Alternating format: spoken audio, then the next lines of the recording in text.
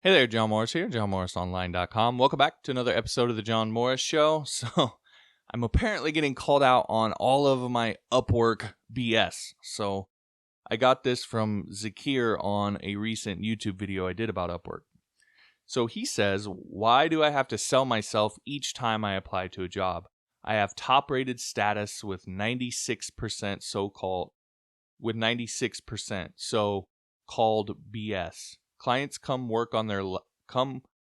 Upwork on their last resort if they didn't find anywhere and they don't believe they will find, and that's why they don't bother to respond.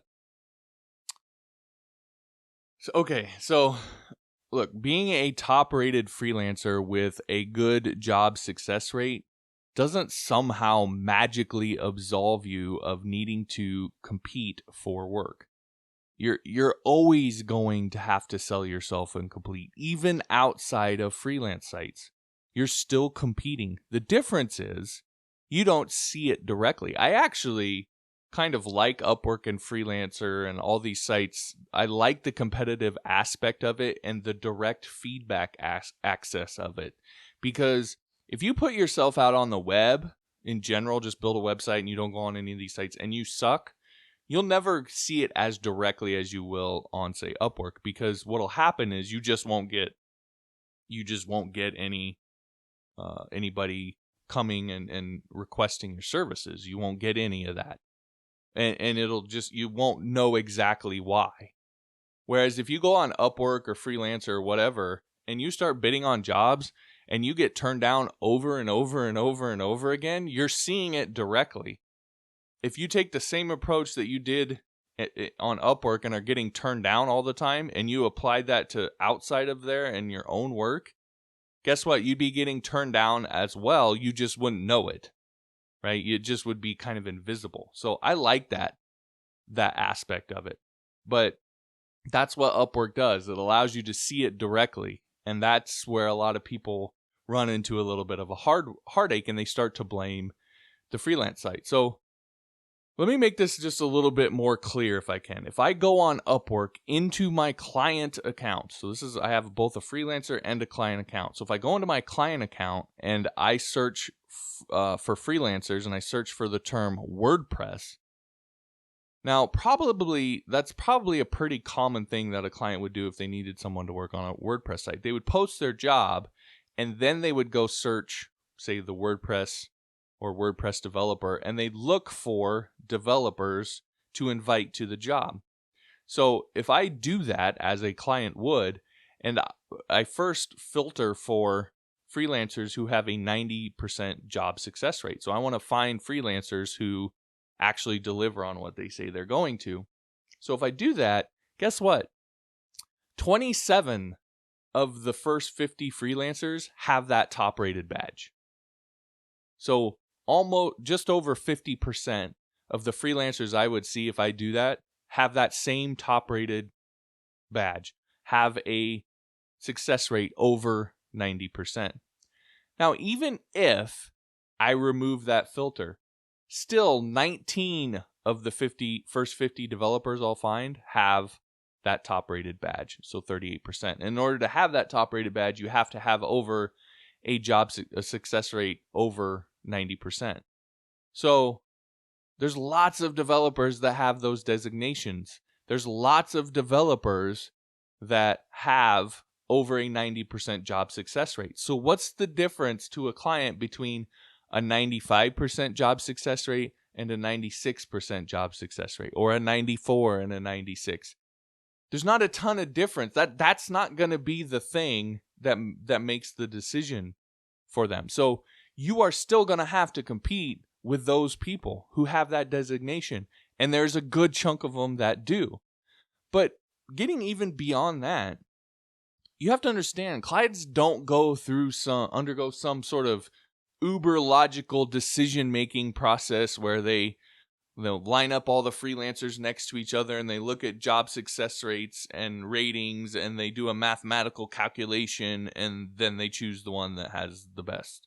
Right? That's not how buying decisions are made. It's not just clients. Nobody makes buying decisions that way. Buying decisions are made emotionally. right? When the first iPhones came out, people weren't excited about those iPhones because of the speed of the processor.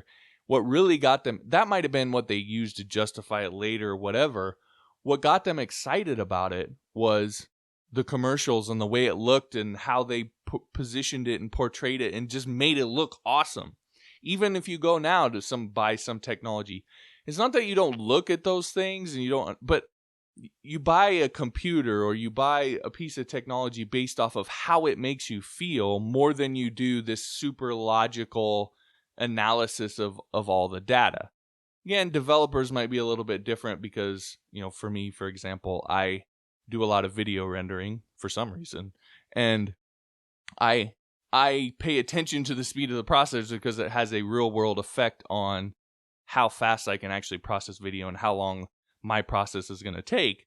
But for the most part, buying decisions are made very, very emotionally.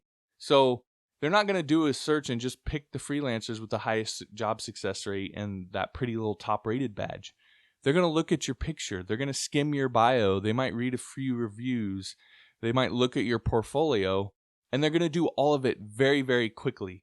And they're just going to try to get a feel for whether or not you're someone they want to invite to their job. And again, like it or not, they'll make that decision based off of that feel. So all I'm trying to do is to get you to give them a good feel. Okay, that didn't come out right, but I think you know what I mean. You want the impression that you give off, you want it to feel good so that they then invite you. And on the second part of what you said, as for Upwork being full of desperate clients, it's just so obviously false. It doesn't take more than 5 minutes to know that. So if I switch back over to my freelancer account and I do the same WordPress search, I use that term. One of the first projects that's on there is from a client who has hired 92 times before. They've spent $30,000 plus on the site and have a 5-star rating from the freelancers they've worked with. And if you read the reviews, they're mostly positive. So sounds like to them, Upwork is their first resort, not their last.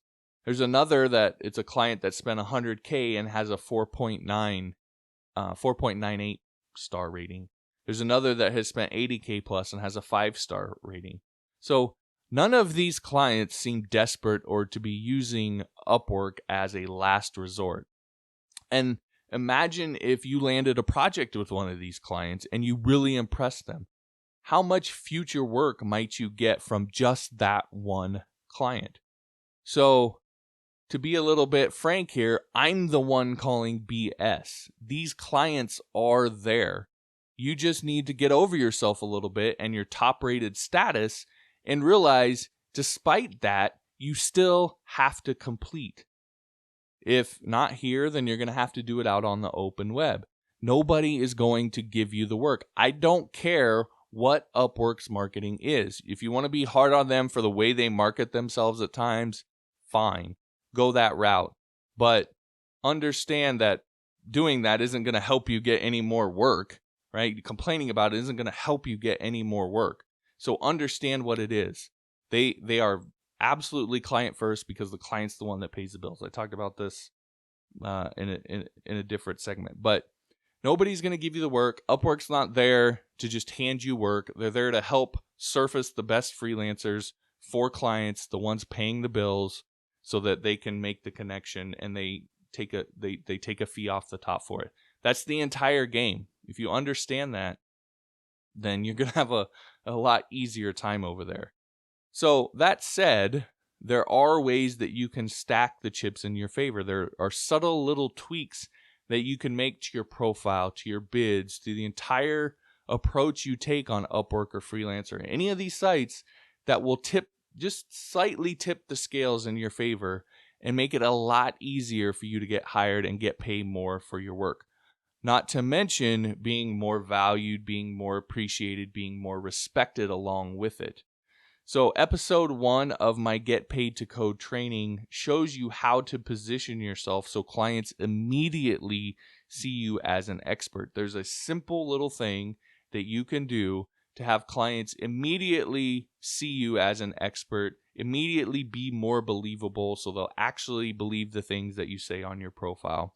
And they'll see you as someone they can trust and someone that they really want to hire. In fact, it gets to a point where they hope that you'll accept them as a client. It sounds crazy, I know, to a lot of people, but I've had it happen time and time again where people will come, and it's just by the way you position yourself, the way you say things, they'll come to you and say, hey, I really hope you'll take this project. And from my side, I'm like, yeah. But they'll get to a point where they really want to hire you. And again, it's even if you don't have a huge client list or this massive portfolio, there are things you can say and do that will help you get over that. And it helps you to be able to compete and win and to be able to sell yourself and have success doing that. So that's in episode 1. Episode 3 actually shows you how to sift out all of these riffraff clients, the exact process I use to continually find the best jobs and best clients, because projects are continually being posted on there. And so it's this ongoing process and a way for you to start and sort of work your way out is the way I would describe it. And help you to find at that given time the best projects and the best jobs for you to bid on, so you're not wasting your time with clients that are going to flake out on you, that are the job proposals seem like they're fake, or it's just someone who's really indecisive, etc. Where you can actually find clients who are going to hire, they're not afraid to pay for good work, etc. They're going to be easy to work with, all of that. So there's a process to continually doing this on a kind of day-to-day, week-to-week basis, so you can always find the best ones at that given moment. And then I'm also going to show you exactly how to bid to give you the best chance of getting hired, exactly what to say, how to read the description, etc. So those 2 episodes, in my not so humble opinion, will help make you an Upwork monster, so to speak, and help you to start sucking in all of the jobs in your particular niche and make other freelancers be mad at you because you're the one that's in that top spot. You're the one that has, that job history and has, so much money earned that they're just envious and jealous. You'll be that person instead of the other way around. So anyway, all of it is available to supporting listeners. It's johnmorrisonline.com/Patreon. You can get all of the details there. But whatever you do, don't fall into this mindset, this trap that it's only crappy clients, it's only people that are desperate, etc., or that, I have top rated status and X job success rate, so I don't have to compete. Lots of people have that over there, so you're still going to have to compete and win. And whether you do it on Upwork or somewhere else, there's still going to be other developers with their own websites who are doing marketing, who are doing all of these things to get work. We're all in it's a competitive thing. We're all competing in this together. Doesn't mean we have to hate each other, but it does mean that if you want to get work, you have to be willing to compete day in and day out. And again, there are some simple things that you can do to help give yourself an advantage of that a lot of freelancers simply do not do. And that's good for you, because if you do them, you have a lot better chance of outcompeting them and winning the work.